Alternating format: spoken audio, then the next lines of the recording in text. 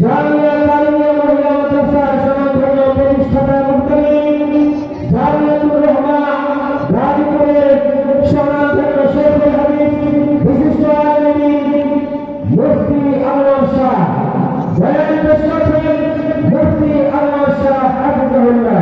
আমি হযরতের তার গুরুত্বপূর্ণ বয়ান পেশ করার জন্য সবিনয় অনুরোধ করছি। আসসালামু আলাইকুম ওয়া রাহমাতুল্লাহি ওয়া বারাকাতুহু। কিন্তু আপনারা কি রাগ করছেন নাকি? তো সালামের জবাব দিলেন না, অল্প কয়েকজন মাত্র জবাব দিলেন, অনেক মানুষ। আমরা এই মাহফিলটাকে যথাযথ সম্মান করবো ইনশাআল্লাহ। যে সমস্ত ভাইয়েরা দাঁড়িয়ে আছেন পর্যাপ্ত জায়গা এখন ব্যবস্থা আছে, আমরা মেহরবানি করে বসে যাই। ভাই যারা দাঁড়িয়ে আছেন মেহরবানি করে বসে যান, এটা মসজিদের আদর রক্ষা আছে। যদি সমস্যা থেকে চলে যাবে, আর যদি সুযোগ হয়ে আমরা বসে যাই। আলহামদুলিল্লাহি ওয়াহদা والصلاة والسلام على من لا نبي بعده فقد قال الله تبارك وتعالى في كلامه المجيد والفرقان الحميد أعوذ بالله من الشيطان الرجيم بسم الله الرحمن الرحيم وهو الغفور الودود وقال صاحب القرآن صلى الله عليه وسلم المسلم من سلم المسلمون من لسانه ويده أو كما قال سيد الأنام صلى الله عليه وسلم شكر محبة شهدون إبراهيم اللهم صل على محمد وعلى آل محمد كما صليت على إبراهيم وعلى آل إبراهيم إنك حميد مجيد اللهم بارك على محمد وعلى آل محمد كما باركت على إبراهيم وعلى آل إبراهيم إنك حميد مجيد بلغ الغلام بكماله كشف الدجى بجماله حسنت جميع خصاله صلوا عليه وآله محمد بشر ليس كالبشر محمد بشر ليس كالبشر بل هو ياقوت والناس كالحجر بلغ العلا بكماله كشف الدجى بجماله حسنت جميع خصاله صلوا عليه وآله الحمد لله জামিয়া আরাবিয়া দারুস সুন্নাহ মাদ্রাসা কর্তৃক আয়োজিত সপ্তম বার্ষিক ওয়াজ মাহফিলে জনাব রাসূলুল্লাহ আল্লাহ মুআজ্জাজ মুকাররম হযরত ওলামায়ে কেরাম আমার সুলতান উপবিষ্ট হযরত ইসলামী সমাজ পর্দার পরায় অবস্থানরত আমার অত্যন্ত শ্রদ্ধেয় মানবরা সর্বপ্রথম মহান সত্তার দরবারে গালিগালাজ শুকর আদায় করি যে মহান সত্তা আমাদেরকে মাজালিসুর রহমানে আসার বসার তৌফিক দিয়েছেন। একটু হৃদয় উজাড় করে কালিমাতুর শুকর আদায় করি আলহামদুলিল্লাহ। আর একটু জোরে আওয়াজ দিয়ে কালিমাতুর শুকর আদায় করি আলহামদুলিল্লাহ। সম্মানিত শুনি, এই মাদ্রাসার উদ্যোগে বিশাল ওয়াজ মাহফিলের আয়োজন করা হয়েছে, এতে আমরা খুশি না বেজার? আমরা সবাই খুশি? আমার মনে হয় কত এলাকার সব মানুষ খুশি হতে পারে নাই। কিছু মানুষের গায়ে আগুন ধরে গিয়েছে, ঠিক কিনা বলেন? আমরা যদি সত্যি খুশি হয়ে থাকি, আমাদের আচরণের মধ্যে তা বহিঃপ্রকাশ ঘটানো দরকার। মাইকের আওয়াজ যে পর্যন্ত পৌঁছেছে, আমি আপনাদেরকে উদাত্ত আহ্বান জানাবো, মেহরবানি করে আমাদের গনিমত মনে করে এই মাহফিলটাকে যথাযথ কদর করে আমরা এটাকে যথাযথ মর্যাদা দিয়ে উপস্থিত হয়ে আমাদের পরকালের খাতির সংগ্রহ করব ইনশাআল্লাহ। হযরত ওলামায়ে কেরাম বয়ান পেশ করবেন। আমি নির্দিষ্ট বিষয়বস্তুর উপরে সংক্ষিপ্ত কিছু কথা বলবো। আল্লাহ তাআলা আমাদেরকে আমলের নিয়তে বলা এবং শোনার তৌফিক দান করুন, আমিন। এই মাহফিলের যে আয়োজন করা হয়েছে, এমন মাহফিলের আয়োজন বিশ্বনবী মুহাম্মদ আলাইহিস জামানায় ছিল, ঠিক কিনা বলেন? রাসূল কারীম সাল্লাল্লাহু আলাইহি ওয়াসাল্লামের কাছে নমুনা আল্লাহর হাবিব সাহাবায়ে কেরামকে এভাবে নির্দিষ্ট বিষয়বস্তুর উপরে কিছু দ্বীনি নসিহত শোনাতেন। কিন্তু আপনি আমার ওই উম্মতকে সবচেয়ে বেশি যে নসিহতটা করতেন, আল্লাহর হাবিব সাল্লাল্লাহু আলাইহি ওয়াসাল্লাম আকসার মুহলাকাতের যখন বয়ান করতেন, আল্লাহর হাবিব জীবনের যতগুলো মুহলাকাতের বয়ান করেছেন, বিশ্বনবী সবচেয়ে বেশি গুরুত্ব আরোপ করেছেন তামলিকু আলাইকা বিলিসানিক। আল্লাহর হাবিব জীবনে যতগুলো মুহলাকাতের বয়ান করেছেন, মুহলাকাত বলা হয় যেগুলো আপনি আমার জীবনকে বরবাদ করে দেয়, এগুলোকে মুহলাকাত বলা হয়। বিশ্বনবী মুহাম্মদ আরবি জীবনে যতগুলো মুহলাকাতের বয়ান করেছেন, রাসূল সবচেয়ে গুরুত্ব আরোপ করেছেন তামলিকু আলাইকা বিলিসানিক। তামলিকু আলাইকা বিলিসানিক, তোমাদের জন্য গুরুত্বপূর্ণ হলো তোমাদের জবান হেফাজত করা। যতগুলো মুহলাকাতের বয়ান করেছেন, রাসূল সবচেয়ে বেশি গুরুত্ব আরোপ করেছেন তামলিকু আলাইকা বিলিসানিক, তোমাদের জন্য গুরুত্বপূর্ণ হলো তোমাদের জবান হেফাজত করা। এজন্য আল্লাহর হাবিব সাল্লাল্লাহু আলাইহি ওয়াসাল্লাম জবান হেফাজতকারীর প্রশংসা করে আপনি আমার নবী বলেন, قال النبي صلى الله عليه وسلم من صمت نجا। আপনি আমার নবী বলেন, যে ব্যক্তি তার জবানকে হেফাজত করতে পারবে, কাল কিয়ামতের দিন আল্লাহর আদালতে মুক্তি পাওয়া যাবে। সুবহানাল্লাহ।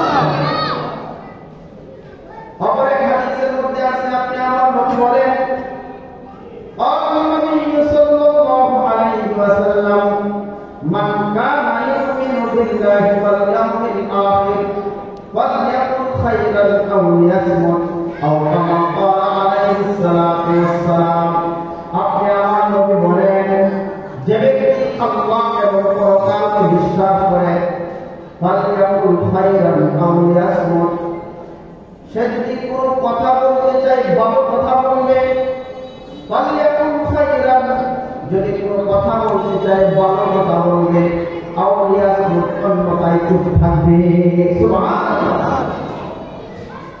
অপর এক হাদিসের মধ্যে আছে, আপনি আমার নবী বলেন, ভালো কথা বলাটা স্বর্ণের মতো দামি, আর চুপ থাকাটা মুক্তার মতো দামি। সুবহানাল্লাহ। তার মানে কখনো কখনো ভালো কথা বলাতে চুপ থাকা আরো বড় ইবাদত। সুবহানাল্লাহ। কখনো কখনো ভালো কথা বলাতে চুপ থাকা আরো বড় ইবাদত। একজন মানুষের যদি পা পিছলে যায়, এই লোকটা উঠে দাঁড়াতে পারে, কিন্তু যদি তার জবান স্থির হয়ে যায়, এই লোকটা দাঁড়াতে পারে না।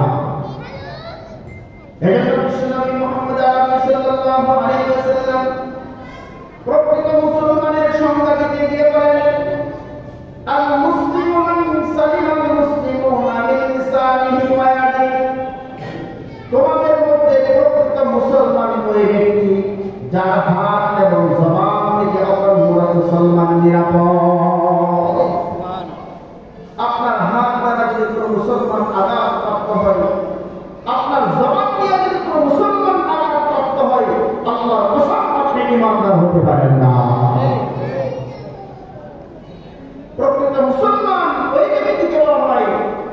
মান সালিমাল মুসলিমুনা মিন লিসানিহি ওয়া ইয়াদিহি, যার হাত এবং জবান থেকে অপর মুসলমান নিরাপদ। আমাদের দেশে অনেক আলেম আছে, অনেক বুজুর্গ আছে, তার নামাজের কমতি নাই, সালাতের কমতি নাই, কিন্তু তার জবান দিয়ে মানুষ কষ্ট পায়, তার হাত দিয়ে মানুষ কষ্ট পায়। আল্লাহর কসম, আপনি যত বড় বুজুর্গ হতে পারেন, আপনি প্রকৃত পক্ষে কোনো ইমানদার হতে পারেন না। আপনি বলেন যে হুজুর কি বলেন, তারাও তো দেখি অনেক রাজনীতি করেন, তারাও তো দেখি বুজুর্গ টাইপের লোক। আসলে খাবুর রহমতুল্লাহ রায় তার কিতাবের মধ্যে একটা ছোট্ট ঘটনা এনেছেন। 3 ভক্তরা তো একটু সুবিধাবাদ, তারা যেখানে সুবিধা পায় সেখান থেকে সুবিধা ভোগ করেন নিজেদের স্বার্থের জন্য। দেখি আমাদের তো 3 ভক্ত ঘুরতে ঘুরতে ঘুরতে ঘুরতে একজন বাড়ির মেহমান হলেন। তো মেহমান হওয়ার পরে ওই মেজবান 3 ভক্তকে কিছু মেহমানদারি করার জন্য তাদের সামনে 4টা রুটি পেশ করল। 3 জনের সামনে কয়টা রুটি? 4টা রুটি। এখন 3 জন 3 রুটি খেয়ে ফেলেছে, বাকি আছে কয়টা? আওয়াজ হয় না, আপনারা বুঝেন নাকি? বাকি আর কয়টা? একটা। এখন এই রুটি কে খাবে? তাদের মধ্যে খুব মতবিরোধ দেখা দিল। এখন যে বড় ভক্ত সে বলতেছে, দেখো যে একটা রুটি আছে, এই রুটিটা খাওয়ার হকদার আমি বেশি, তো আমি যে হকদার এটা আমি বলছি, এরকমটা না, আমার পক্ষে সিদ্ধান্ত দিয়েছেন মুহাম্মদ আরবি সাল্লাল্লাহু আলাইহি ওয়াসাল্লাম। তো কি সিদ্ধান্ত?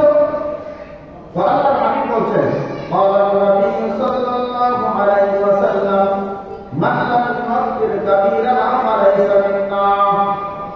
আপনি আমার নবী বলেন, যে ব্যক্তি বড়কে সম্মান করে না সে আমার উম্মত না। তোমরা দুজনের তুলনায় আমি বড়, সুতরাং সম্মান করে আমাকে দেওয়া তোমাদের দায়িত্ব, আমাকে দিয়ে দাও। এখন মেজু বলতেছে যে না না, রাসূল তো আপনার পক্ষে, আমার পক্ষে সিদ্ধান্ত দিয়েছে, আমাকে দলিল আছে। কি দলিল?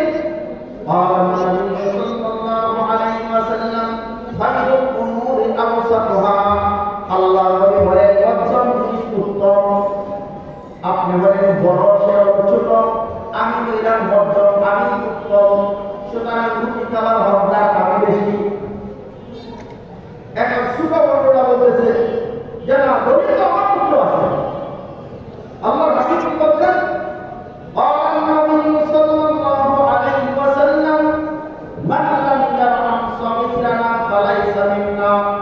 আল্লাহ নবী বলেন, যে ব্যক্তি ছোটকে স্নেহ করে না সে আমার উম্মত না।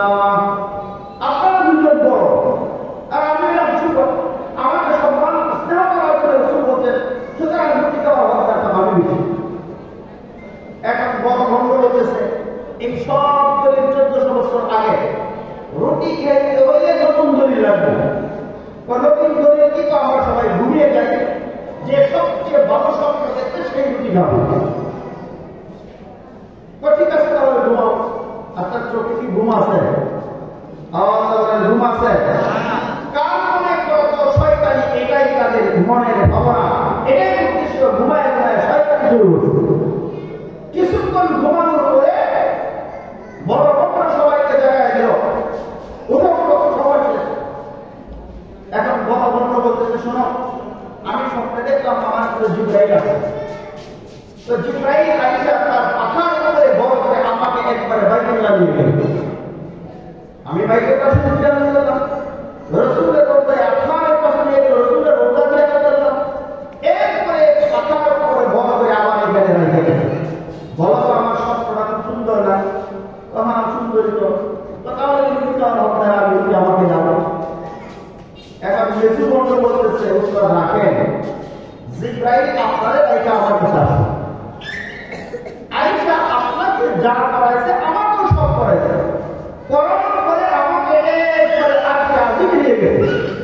রাসূল যে রাস্তায় মেরাজে গেছে, ওই রাস্তায় মেরাজের রাস্তায় আমাকে আয়েশা আজিম নিয়ে গেছে। জান্নাত জাহান্নাম সব কিছু আমাকে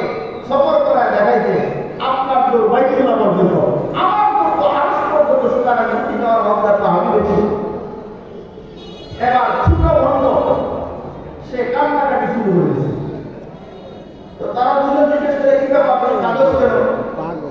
তো আমি কাঁদবো না, আমার কাছে তো আজরাইল, আমার কাছে তো জিবরাইল না, আমার কাছে আজরাইল আছে। তো কি হয়েছে? আজরাইল এসে আমাকে বলছে ঘুম থেকে উঠ।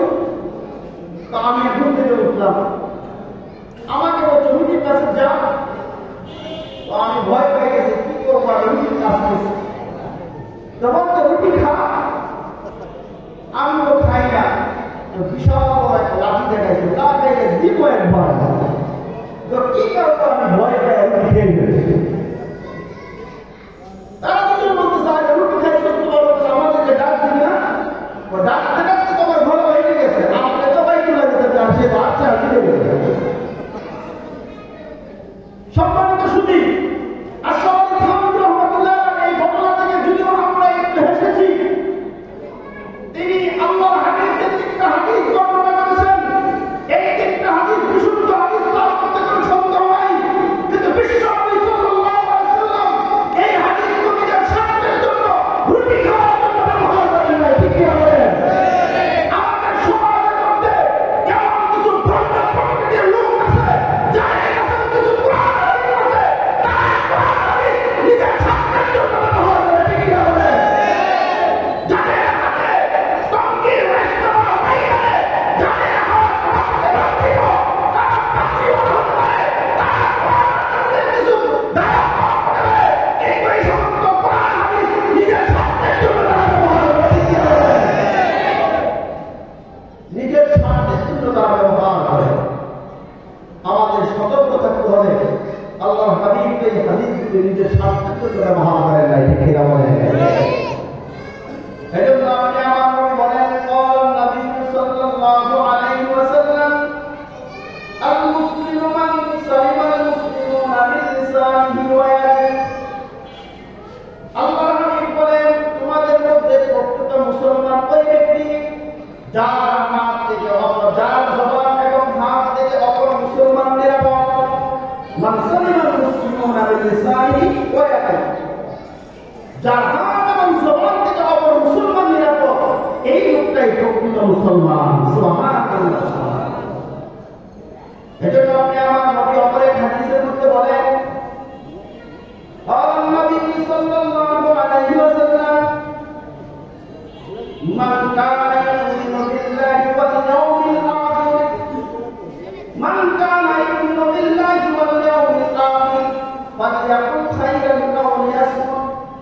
তুমি যদি আল্লাহ এবং পরকালকে বিশ্বাস করো, ফালইয়াকুল খায়রা, তাহলে কোন কথা বললে ভালো কথা বলবে, আও লিয়াসমুত, অন্যথায় চুপ থাকবে।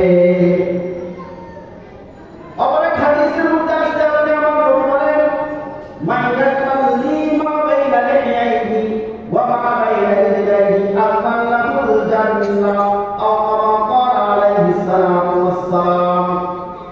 রাসূল বলেন, মান ইয়াতাল্লি মা বাইনা লিহিয়াইহি ওয়া মা বাইনা রিজলাইহি, যে ব্যক্তি তার জবান হেফাজত আর লজ্জাস্থান হেফাজতের জিম্মাদারি নেবে, আল্লাহুল জান্নাহ, আমি নবী তার জন্য জান্নাতের জিম্মাদার। সুবহানাল্লাহ, সুবহানাল্লাহ। আপনি আপনার জবান হেফাজতের জিম্মাদারি নেন, রাসূল বলেন, আল্লাহুল জান্নাহ, আমি তোমার জান্নাতের জিম্মাদার। সুবহানাল্লাহ। এজন্য সুরত এবং তরিকতের লাইন যারা মেহনত করে, সুরত এবং তরিকতের লাইন হলো পীর মুরিদের লাইন। যারা পীর মুরিদের লাইনে মেহনত করে, তারাও তাদের শাগিরদেরকে প্রথম সবক দেয় কিল্লাতুল কালাম, কিল্লাতুত তাআম, কিল্লাতুল মানাম, কিল্লাতুল কাসরাতুল আনাম। সর্বপ্রথম সবক হলো কিল্লাতুল কালাম, কম কথা বলা। যে ব্যক্তি কম কথা বলবে, কিল্লাতুল কালাম, যে ব্যক্তি কম কথা বলবে তার ভুল কম হবে, যার ভুল কম হবে তার গুনাহ কম হবে, যার গুনাহ কম হবে ওই ব্যক্তি আল্লাহর রহমতের কাছাকাছি থাকবে। এজন্য আপনি আমার নবী জবান হেফাজতকারীর প্রশংসা করে বলেন, মান সামাতা নাজা, যে ব্যক্তি তার জবান হেফাজত করতে পারবে, কাল কিয়ামতের দিন আল্লাহর আদালতে মুক্তি পাওয়া যাবে। সুবহানাল্লাহ। মান কাল্লামা সালিমা মিকসার, যে ব্যক্তি বেশি কথা বলে সে ভুল থেকে কমই বেঁচে থাকে। মান কাল্লামা সালিমা মিসা, যে বেশি কথা বলে তার ভুল বেশি হয়, যার ভুল বেশি হয় তার গুনাহ বেশি হয়, যার গুনাহ বেশি হয় ওই ব্যক্তি আল্লাহর রহমত থেকে দূরে সরে যায়। এজন্য সর্বপ্রথম সবক কিল্লাতুল কালাম, কম কথা বলা, কিল্লাতুত তাআম, কম খাবার খাওয়া, কিল্লাতুল মানাম, কম ঘুমানো, কিল্লাতুল মামা কাসরাতুল কালাম, মানুষের সাথে মিলামেশা কম করা। সর্বপ্রথম সবক কথা কম বলা, কিল্লাতুল কালাম, কথা কম বলা। উম্মতের মধ্যে সবচেয়ে দামি ছিলেন হযরত আবু বকর সিদ্দিক রাদিয়াল্লাহু তাআলা। গোটা উম্মতের আমলকে যদি এক পাল্লায় রাখা হয়, হযরত আবু বকর সিদ্দিক রাদিয়াল্লাহু তাআলা আমলকে যদি এক পাল্লায় রাখা হয়, হযরত আবু বকর সিদ্দিকের আমলের পাল্লা ভারী হয়ে যাবে। হযরত আবু বকর সিদ্দিক রাদিয়াল্লাহু তাআলা একদিন তার অনেক গোলামকে গালি দিলেন। এই সংবাদ যখন বিশ্বনবী মুহাম্মদ আরবি সাল্লাল্লাহু আলাইহি ওয়াসাল্লামের দরবারে পৌঁছে গেল, আল্লাহর হাবিব হযরত আবু বকর সিদ্দিককে ডেকে আনলেন। হযরত আবু বকর সিদ্দিক রাদিয়াল্লাহু তাআলা আনহুকে ডেকে বললেন, লাআলিনা ওয়া সিদ্দিকিনা কাল্লা ওয়া রাব্বুল কাবা। আবু বকর, লাআলিনা ওয়া সিদ্দিকিনা কাল্লা ওয়া রাব্বুল কাবা, কাবার রবের কসম, কাবার রবের কসম, তুমি যদি গোলামকে গালি দাও তাহলে সিদ্দিকের দফতর থেকে তোমার নামটা কেটে দেওয়া হবে। হযরত আবু বকর সিদ্দিক দ্রুত সন্তুষ্ট হয়ে গেলেন। ফাতাকাহু আবু বকর ইয়াওমাইদিন, আবু বকর ওই দিন তার গোলামটাকে আযাদ করে দিলেন। সুবহানাল্লাহ। হযরত আবু বকরের মতো ব্যক্তি গোলামকে একটু মায়ের কথা বলে উল্লেখ করে তাকে একটু বর্ষনা করলেন। রাসূল ডেকে বললেন, আবু বকর, লাআমিনা ওয়া সিদ্দিকিনা কাল্লা ওয়া রাব্বুল কাবা, কাবার রবের কসম, তুমি যদি গোলামকে গালি দাও তাহলে সিদ্দিকের দফতর থেকে তোমার নামটা কেটে দেওয়া হবে। হযরত আবু বকর দ্রুত সন্তুষ্ট হয়ে গেলেন, চিন্তা করলেন আমি তো অন্যায় করে ফেলেছি, তার কাফারা কি হতে পারে। ফাতাকাহু আবু বকর ইয়াওমাইদিন, হযরত আবু বকর তিনি কাফারা স্বরূপ তার গোলামটাকে আযাদ করে দিলেন। সুবহানাল্লাহ। ইন্নাল হাসানাতি ইউযহিবুস সাইয়্যাত, নেকামল বান্দার গুনাহগুলি মোচন করে দেয়। সুবহানাল্লাহ। কোন গুনাহ যদি হয়ে যায় সাথে সাথে একটি নেকামল করা, নেক আমল করাতে আল্লাহ বান্দার গুনাহ মাফ করে দেয়। সুবহানাল্লাহ। ইমানদার তার প্রতিটা আমলের বিনিময়ে আল্লাহ তাআলা তার গুনাহ কাফারা স্বরূপ আল্লাহ তাআলার কাছে গুনাহ মাফ করে দেন। সুবহানাল্লাহ। ইমানদার যত গুনাহ করে যদি কবিরা না হয়, আর কবিরা গুনাহ তো ইমানদার দ্বারা হতে পারে না। নেকামল দ্বারাতে আল্লাহ বান্দার গুনাহ মাফ করে দেন। সুবহানাল্লাহ। এজন্য আবু বকর সিদ্দিক তিনি চিন্তা করলেন আমি যে অন্যায় করেছি তার কাফারা স্বরূপ আমি ওই গোলামটাকে আযাদ করে দিলাম। সুবহানাল্লাহ। হাদিসের মধ্যে আছে আল্লাহর হাবিব সাল্লাল্লাহু আলাইহি ওয়াসাল্লামের কাছে একজন লোক এসে বলল, সাহাবায়ে কেরামের জামানায় একজন সাহাবী খেজুরের ব্যবসা করত। একজন সুন্দরী মহিলা খেজুর ক্রয়ের জন্য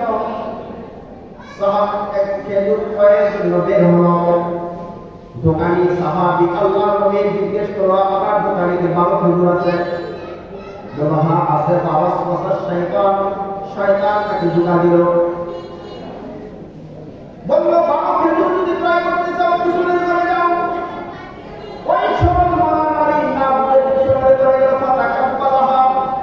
শয়তানের ধোঁকায় পড়ে ওই নারীকে একটা চুমু দিয়ে দিল। সাথে সাথে বলল, নারীরা তুমি আল্লাহকে ভয় করো। এই কথা শুনে আল্লাহর নবী সাহাবী মনের ভিতরে এমন প্রচন্ড সূচনা জাগলো, বিশ্বনবী মুহাম্মদ আরবি সাল্লাল্লাহু আলাইহি ওয়াসাল্লামের দরবারে চলে গেল। আল্লাহর হাবিবকে বলল, ফাত্তাহু ইয়া রাসূলুল্লাহ, হে আল্লাহর নবী, আমি গুনাহের অপবিত্রতায় অপবিত্র হয়ে গেছি, আমাকে পবিত্র করুন। আল্লাহর নবী কোনো কথা বললেন না। অল্প কিছুক্ষণ পর নামাজের সময় হলো। বিশ্বনবী মুহাম্মদ আরবি সাল্লাল্লাহু আলাইহি ওয়াসাল্লামের পিছনে নামাজ আদায় করলো।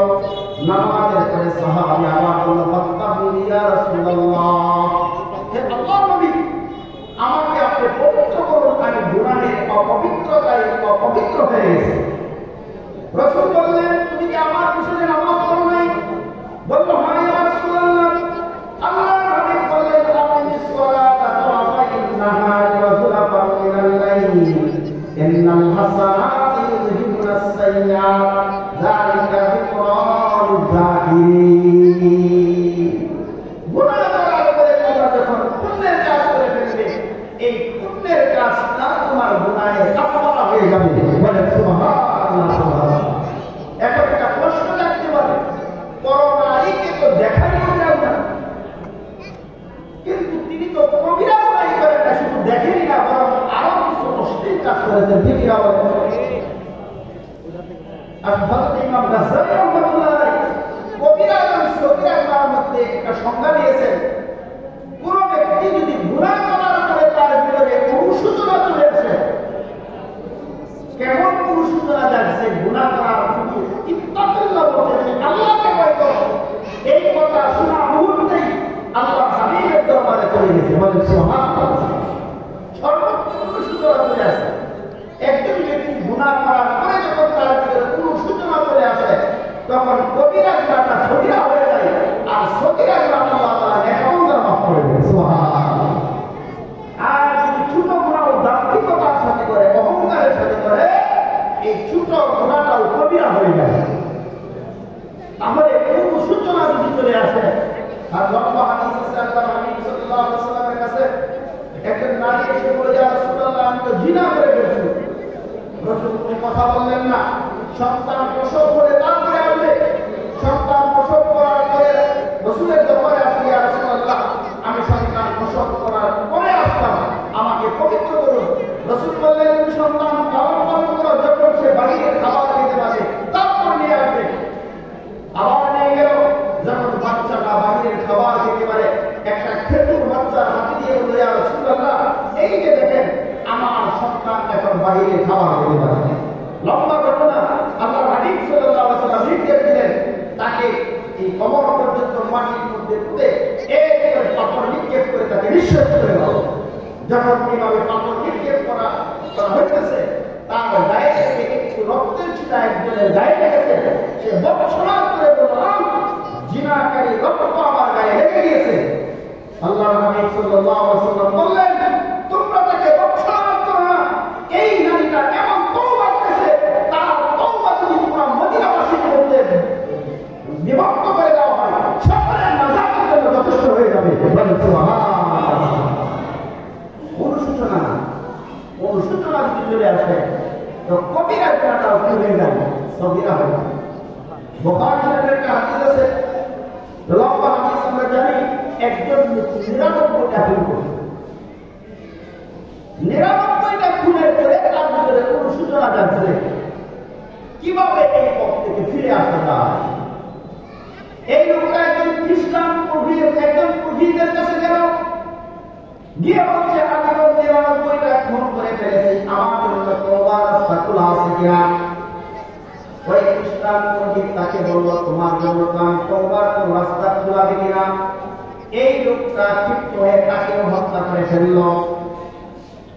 100 পূর্ণ করার পরে অনুশোচনা যাচ্ছে, আর খুঁজতেছে কার কাছে যাব, কার কাছে যাব। একজন বলে দিল, আল্লাহওয়ালা বুজুর্গ ব্যক্তির কাছে যাও। একজন মুসলমান আল্লাহওয়ালা বুজুর্গ আলেমের কাছে গিয়ে বলল, আমি তো 100 খুন করে ফেলছি, আমার জন্য তওবার রাস্তা খোলা আছে কিনা। বলল, হ্যাঁ, তোমার জন্য তওবার রাস্তা খোলা আছে, তবে সত্য হলো তুমি তোমার গুনাহ থেকে এমন ভাবে ফিরে আসতে হবে যে ভবিষ্যতে আর গুনাহ করবে না, তার উপরে প্রতিজ্ঞাবদ্ধ হইতে হবে। কিন্তু তুমি যেই জায়গায় বসবাস করো, এখানে যদি এভাবে থাকো, তাহলে তুমি তোমার তওবার উপর অটল থাকতে পারবে না। তুমি যদি তোমার তওবার উপর অটল থাকতে চাও, এই এলাকাটা ছেড়ে অমুক এলাকায় চলে যাও, সেখানে আল্লাহওয়ালা বুজুর্গ ব্যক্তিরা বসবাস করে, তাদের সহবতে থাকো। লোকটা তওবা করে যখন রওনা হয়ে গেছে, কিছু রাস্তা যাওয়ার পরে মালাকুল মউত চলে আসলো। কিছু রাস্তা যাওয়ার পরে যখন মালাকুল মউত চলে আসলো, তার জান কবজ করে ফেলল। জান কবজের পরে জান্নাতের ফেরেশতা জাহান্নামের ফেরেশতার মধ্যে দাঁড় লেগে গেল, ঝগড়া লেগে গেল। জাহান্নামের ফেরেশতারা বলতেছে, এই লোকটা 100 খুন করেছে, আমরা তাকে জাহান্নামে নিয়ে যাব।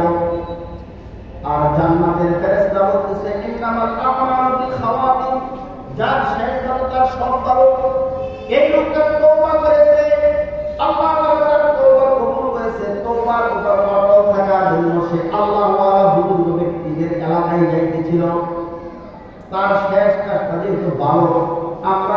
জান্নাতে নিয়ে যাব।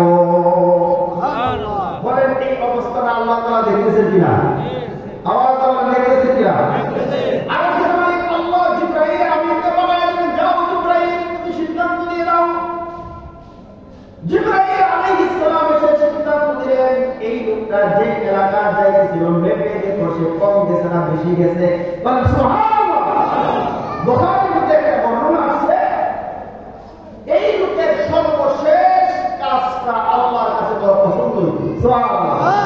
সর্বশেষ কাজ কি? লোকটা যখন জান কবজ করে ফেলে, যখন জমিনের মধ্যে পড়ে গেল, যেদিকে যাইতেছিল ওই দিকে তার বুকটা একটু গরম হয়েছিল। সুবহানাল্লাহ। তার মানে মৃত্যুর আগ পর্যন্ত তার প্রচেষ্টা ছিল ওই দিকে যাওয়া। সুবহানাল্লাহ। জিবরাইল আমিন যখন বললেন তোমরা ভেবে দেখো জায়গাটা বেশি গেছে না কম গেছে, মূলত ওই রাস্তাটা সে কম গিয়েছিল, কিন্তু আল্লাহ তাআলা কিন্তু ওই আমলটা তার পছন্দ হয়ে গেছে। এজন্য জমিনকে বলল জমিন তুমি প্রশস্ত হয়ে যাও। সুবহানাল্লাহ। এই লোকটা যতটুকু রাস্তা গিয়েছে, জমিনকে আল্লাহ নির্দেশ দিলেন তুমি প্রশস্ত হয়ে যাও। জমিন প্রশস্ত হয়ে গেল, মেঘে দেখা গেল লোকটা বেশি গিয়েছে, আর যে অংশে যাওয়ার বাকি ছিল ওই জমিনকে আল্লাহ নির্দেশ দিলে তুমি সংকুচিত হয়ে যাও। ওই রাস্তাটা সংকুচিত হয়ে গেল। এরপরে যখন মেঘে দেখা গেল লোকটা বেশি গিয়েছে, জিবরাইল আমিন সিদ্ধান্ত দিলেন যেহেতু লোকটা রাস্তা বেশি গিয়েছে তার ঠিকানা হবে জান্নাত। সুবহানাল্লাহ। আল্লাহর কাছে যে চাই না আল্লাহ তার প্রতি অসন্তুষ্ট হন, जो ना चाहते हैं उससे वो बेजार है। যে আল্লাহর কাছে চাই না আল্লাহ তার প্রতি কি অসন্তুষ্ট হয়, আল্লাহ তার প্রতি অসন্তুষ্ট হয়। সম্মানিত সুধী, বলতেছিলাম আল্লাহর হাবিব সাল্লাল্লাহু আলাইহি ওয়াসাল্লাম সবচেয়ে বেশি গুরুত্ব আরোপ করতেন তামলিকু আলাইকা বিলিসানি, তোমাদের জন্য গুরুত্বপূর্ণ হলো তোমাদের জবান হেফাজত করা। সুবহানাল্লাহ সুবহানাল্লাহ। প্রকৃত মুসলমান কাকে বলা হয়? আল মুসলিমু মান সালিমাল মুসলিমুনা মিন লিসানিহি ওয়া ইয়াদিহি। রাসূল বলেন প্রকৃত মুসলমান ওই ব্যক্তি যার হাত এবং জবান থেকে অপর মুসলমান নিরাপদ। সুবহানাল্লাহ সুবহানাল্লাহ। বড় বড় গুনাহ অধিকাংশ জবান দ্বারা সংঘটিত হয়, অধিকাংশ জবান দ্বারা সংঘটিত হয়। জবান বড় দামি জিনিস, যদি দামি কাজে ব্যবহার করা হয়, আর দামি জিনিস যদি নষ্ট হয়ে যায় এটা একেবারে ক্ষতিগ্রস্ত হয়ে যায়। ঠিক না? আচ্ছা বলেন তো ভাতের দাম বেশি না পোলাওয়ের দাম বেশি? পোলাও। ভাত যদি নষ্ট হয়ে যায় পানি দিয়ে ধৌত করে পান্তা ভাত বানিয়ে খাওয়া যায়। ঠিক না? কিন্তু পোলাও যদি বসে যায় এটি সম্ভব? জবান বড় দামি জিনিস, যদি দামি কাজে আপনি ব্যবহার করেন। আল্লাহর হাবিব জবানকে কিভাবে ব্যবহার করতেন? আল্লাহর হাবিব সাল্লাল্লাহু আলাইহি ওয়াসাল্লাম জবান দ্বারা বেশি ইস্তিগফার করতেন। আল ইস্তিগফারু মুতাআল্লিকুন বিল লিসান, ইস্তিগফারের সম্পর্ক হলো জবানের সাথে।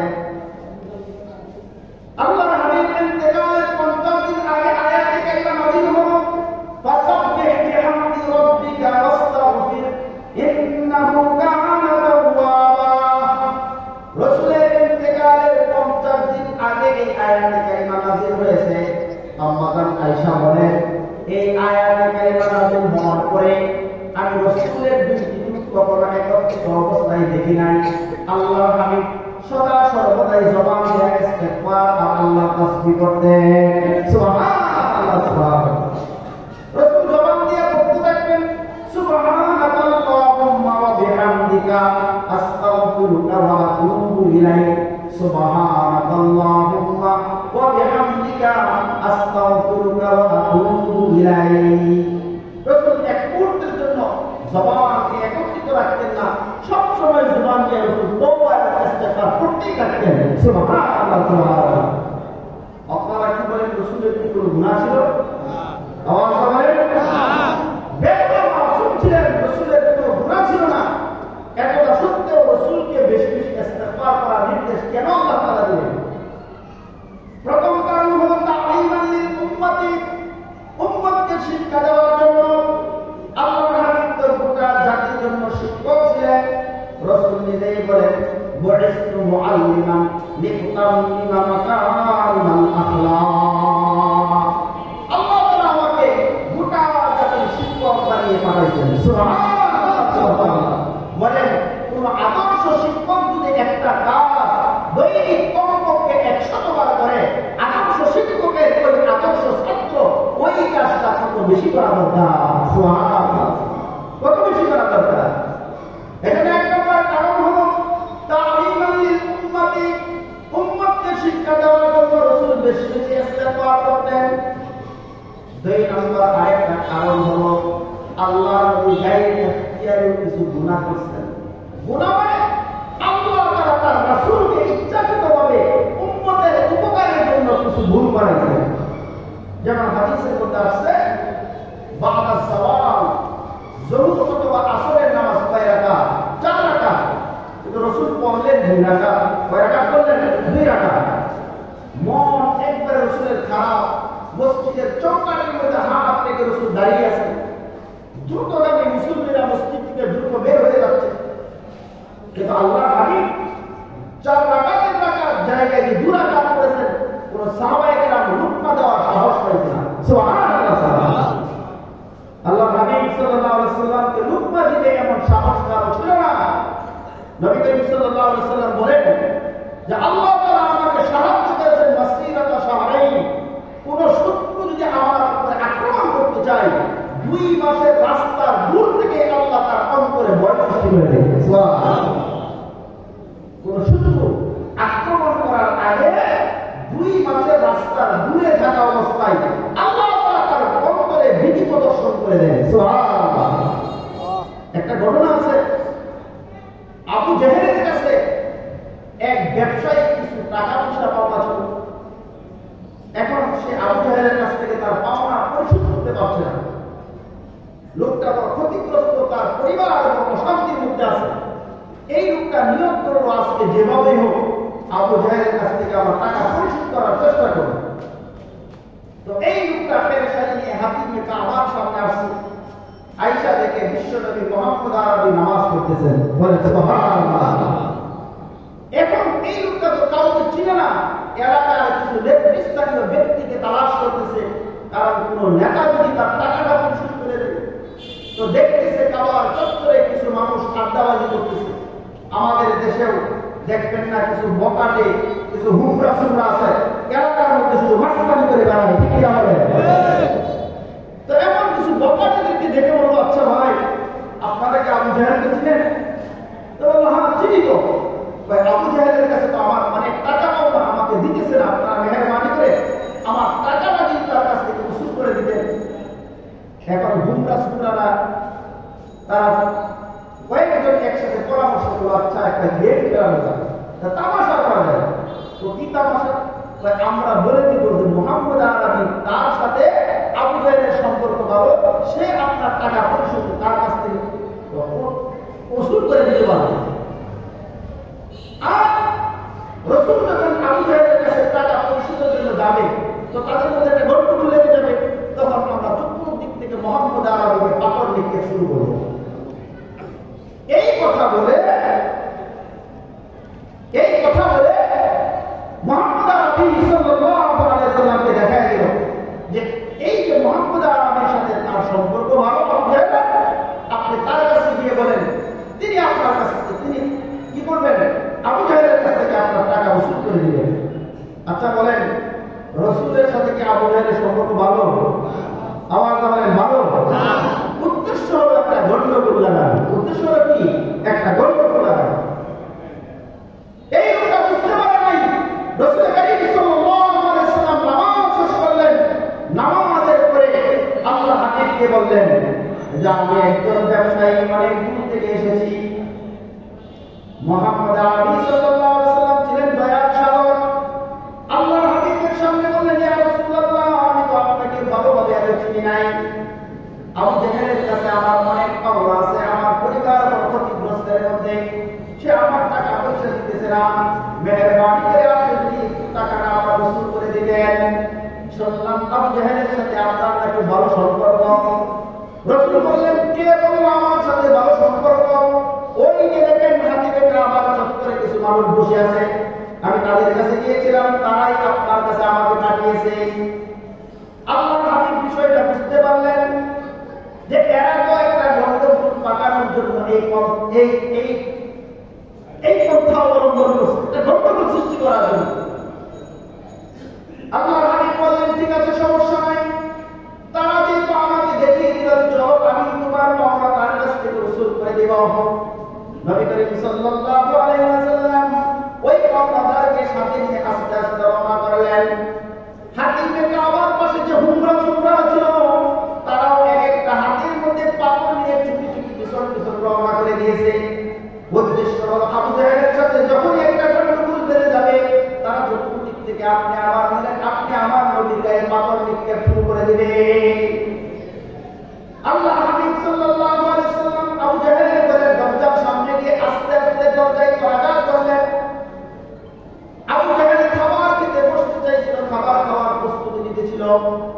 যখন রাসূল আস্তে আস্তে দরজার মধ্যে ঢোকা দিলেন, কাঁপতে কাঁপতে আবু জাহেল তার দরজাটা খুলে কবুতরের বাচ্চার মতো থরথর করে কাঁপতেছে, বলেন সুবহানাল্লাহ। আল্লাহর হাবিব জিজ্ঞেস করলেন, আপনি কি এই লোকটাকে চিনেন? বলল, হ্যাঁ আমি চিনি বাদশা। আপনার কাছে নাকি পাওনা আছে? হ্যাঁ পাওনা আছে। আপনি তার পাওনা এখন পরিশোধ করবেন কিনা? হ্যাঁ পরিশোধ করব। এই মনে কবুতরের বাচ্চার মতো থরথর করে কাঁপতেছে, আর ওই লোকের পাওনা সব পরিশোধ করে দিল। নবী করিম সাল্লাল্লাহু আলাইহি ওয়াসাল্লাম ওই পাওনাদারকে নিয়ে যখন তার দরজা থেকে চলে আসলেন, হুমরা সুলতানের তারা যারা পাথর নিয়ে পিছন দিক থেকে আসছিল, তারা আগে আবু জাহেলের সামনে দাঁড়ানো। আমাদেরকে সারাদিন বলেন আপনার বাকিদার বিরোধিতা করতে, আর পরে পরে দেখি আপনি বাকিদার সাথে খুব ভালো সম্পর্ক, তার কাছেই দিয়ে দিলেন, তার সাথে দিয়ে আপনার খুব সম্পর্ক, আর আমাদেরকে বিরোধিতা করতে বলেন। এবার আবু জাহেল বলল, না না না না, তার সাথে আমার ভালো সম্পর্ক না, তবে আমি যা দেখেছি তা তোমরা দেখো নাই, আমি যা শুনেছি তা তোমরা শোনো নাই। মুহাম্মদ আরবি যখন আমার দরজার মধ্যে আস্তে আস্তে কড়াঘাত করলো, আমার কাছে মনে হয়েছে আকাশ থেকে বড় বজ্রের আঘাত আমার দরজায় পড়তেছে। ভীত সন্ত্রস্ত হয়ে যখন দরজাটা খুলে দিলাম, দরজা খুলে দেখি মুহাম্মদ আরবির দুই পাশে দুইটা বিষাক্ত সাপ ভাগ করে আছে। একটু এদিক সেদিক করি, তাহলে এই সাপ আমাকে খেয়ে দেবে। এই জন্য তাড়াতাড়ি বিপদ থেকে বাঁচার জন্য পাওনা পরিশোধ করে দিলাম। সম্মানিত সুধী, আল্লাহ তাবারক ওয়া তাআলা তার হাবিবকে এভাবে সাহায্য করেন কোন শত্রু আক্রমণ করার 2 মাসের রাস্তা দূরে থাকা অবস্থায় আল্লাহ তাআলা তার মনের ভিতরে ভীতি প্রদর্শন করেন, বলেন সুবহানাল্লাহ।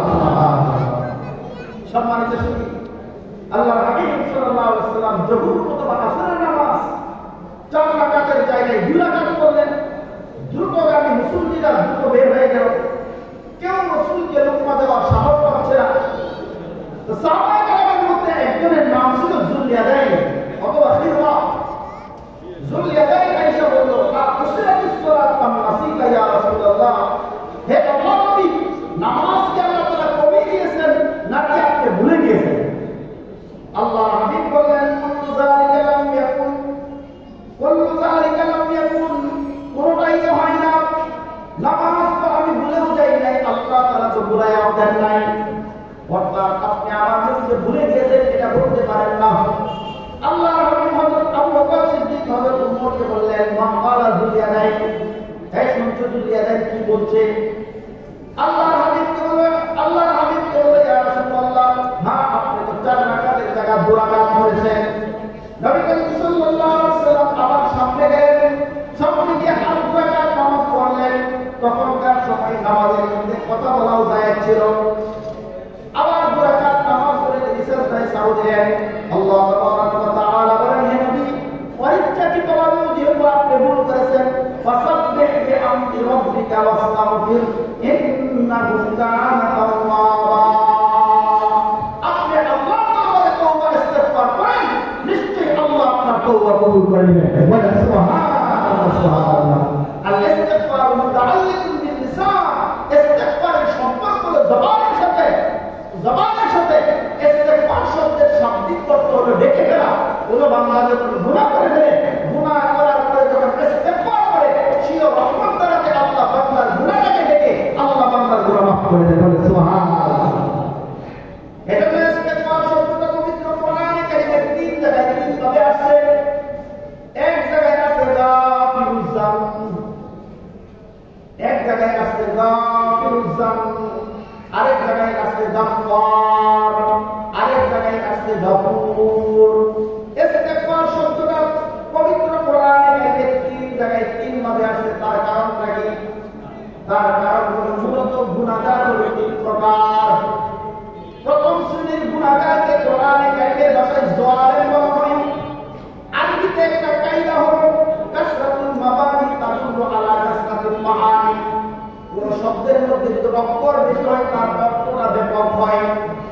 প্রথম শ্রেণীর গুনাহগারকে পবিত্র কোরআনে কারীমের মধ্যে কোরআনে কারীমের ভাষায় জালিম বলা হয়। একজন মানুষ যখন প্রথম শ্রেণীর গুনাহগার হয়ে যায়, বান্দা তখন জালিম হয়ে যায়। বান্দা যখন জালিম হয়ে যায়, আরশের মালিক আল্লাহ তখন তাকে সম্মাননা দেওয়ার জন্য পবিত্র কোরআনে কারীমে তার নাম উল্লেখ করেন গাফির। ও বান্দা, তুমি জালিম হয়েছো, তাতে কি হয়েছে? জানিয়ে রাখো, আমি আল্লাহর একটা নাম হলো গাফির। আমার গাফির নামে উসিলা করে তোমার জালিম নাম পরিবর্তন করে তোমার জীবনের সমস্ত গুনাহ মাফ করে দিলাম। সুবহানাল্লাহ। বান্দা যখন আরো বেশি গুনাহ করে ফেলে, পবিত্র কোরআনের ভাষায় তখন তাকে জাল্লাম বলা হয়। বান্দা যখন জাল্লাম হয়ে যায়, ইমাম শয়তান তাকে পূর্বের তুলনায় আরো বেশি গুনাহ দিয়ে থাকে। ওই বান্দাকে সান্ত্বনা দেওয়ার জন্য আরো শয়তান আল্লাহ বলে, আমি আমার নাম পবিত্র কোরআনে ঘোষণা করলাম গাফফার। আমার গাফফার নামে উসিলা করে তোমার জাল্লাম নাম পরিবর্তন করে তোমার জীবনের সমস্ত গুনাহ মাফ করে দিলাম। সুবহানাল্লাহ। বান্দা যখন সর্বোচ্চ গুনাহগার হয়ে যায়, পবিত্র কোরআনের ভাষায় তখন তাকে জালিম বলা হয়। বান্দা যখন জালিম হয়ে যায়, ইমাম শয়তান তাকে সর্বোচ্চ ধোঁকা দিতে থাকে, তোমার নাম জালিম হয়ে গেছে, তোমাকে আল্লাহ আল্লাহ ক্ষমা করবে না। ওই বান্দাকে সান্ত্বনা দেওয়ার জন্য আরশের মালিক আল্লাহ পবিত্র কোরআনে কারীমে তার নাম উল্লেখ করেন গফুর। আল্লাহ বান্দাকে সান্ত্বনা দিয়ে দেন, ও বান্দা, তুমি জালিম হয়েছে, তাতে কি হয়েছে? জানিয়ে রাখো, আমার একটা নাম হলো গফুর। আমার গফুর নামের উসিলা করে তোমার জালিম নাম পরিবর্তন করে তোমার জীবনের সমস্ত গুনাহ মাফ করে দিলাম। সুবহানাল্লাহ। আল্লাহ শুধু বান্দাকে মাফ করেই জানিয়ে দাও, ওয়া হুয়াল গফুরুর ওয়াদুদ। তিনি বান্দাকে মহব্বত করেন, ভালোবাসেন। ভালোবাসার খাতিরে বান্দা যখনই আল্লাহর কাছে চান, আল্লাহ তখনই বান্দাকে মাফ করে দেবেন। সুবহানাল্লাহ। এজন্য সম্মানিত শুনি, আল ইস্তিগফার মুতাআল্লিকুন বিল লিসান। ইস্তিগফারের সম্পর্ক জবানের সাথে। জবান হেফাজত করবেন তো আল্লাহ তাআলা মুক্তি পায় যাবেন। জবান যদি আল্লাহ ইস্তিগফারের মধ্যে ব্যবহার করেন, আল ইস্তিগফার লুগাতান আস-সাবর। ইস্তিগফারের অর্থই ঢেকে ফেলা। বান্দা যখন ইস্তিগফার করবে, আল্লাহ তাআলা সেই রহমত দ্বারা বান্দার গুনাহটাকে ঢেকে বান্দাকে মাফ করে দেবেন। সুবহানাল্লাহ। আমরা বেশি করে ইস্তিগফার করে আমাদের গুনাহ মুসুল করানোর চেষ্টা করব। আল্লাহ তাআলা আমাদের সবাইকে তৌফিক দান করুন। আমিন। ওয়া আখিরু দাওয়ানা আলহামদুলিল্লাহি রাব্বিল আলামিন। আসসালামু